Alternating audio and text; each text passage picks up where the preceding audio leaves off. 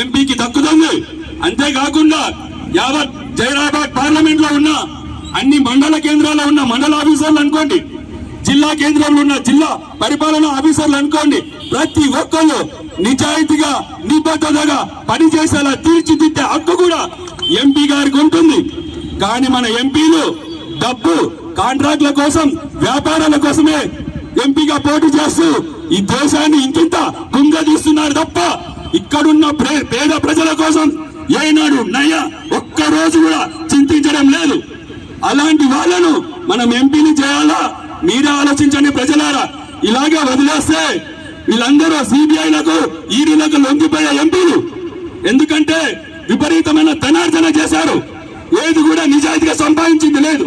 అందుకని దేనికైనా వీళ్ళు భయపడతారు, కాబట్టి ప్రతిదానికి లొంగిపోతారు, దేశానికి తాకట్టు పెడతారు. కాబట్టి దయచేసి ప్రజలారా, వీళ్ళిద్దరు ఎంపీలు అయిన వాళ్ళే.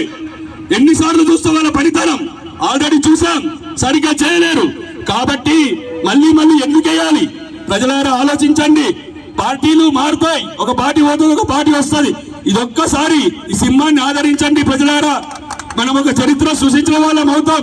పార్లమెంట్ లో అందరూ 1000 కోట్లు ఉన్న వాళ్ళే కాదు, మనలాంటి సామాన్యుడిని పార్లమెంట్ కి పంపించిన ఘనత ఈ నారాయణ గేట్ గడ్డకు దక్కుతుంది, ఈ జైరాబాద్ గడ్డకు దక్కుతుంది. ప్రజలారా, ఎన్నో రకాల ప్రశ్నలు ఉన్నాయి. న్యాయం గెలవట్లేదు భారతదేశంలో.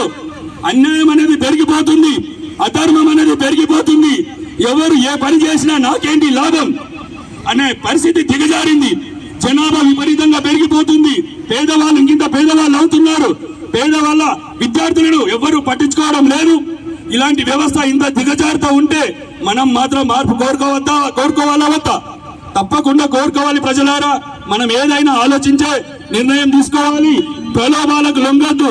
ఆ పార్టీతో నాకు 10-50 ఏళ్ళ అనుబంధం ఉంది అని అట్లా కాకుండా ఒక్కసారి సైలెంట్ ఉన్న ఈ ఎంపీగా ఈ సింహం గుర్తు ఓటు వేసి చూడండి. దయచేసి ఒక్కసారి అవకాశం ఇవ్వండి. నేను తప్పకుండా పార్లమెంట్ లో చాలా మంది ఎవ్వరు సరిగ్గా పనిచేయడం లేదు, అన్ని కూడా ఓటు బ్యాంక్ బిల్లులే వస్తున్నాయి తప్ప పేద ప్రజలకు పేదరిక నిర్మూలన కోసం ఒక్కటంటే ఒక్క బిల్లు కూడా రావడం లేదు. మన ప్రాంతంలో కలుగజేసి పెడతానన్న ఆశ నాకుంది, సంకల్పం నాకుంది.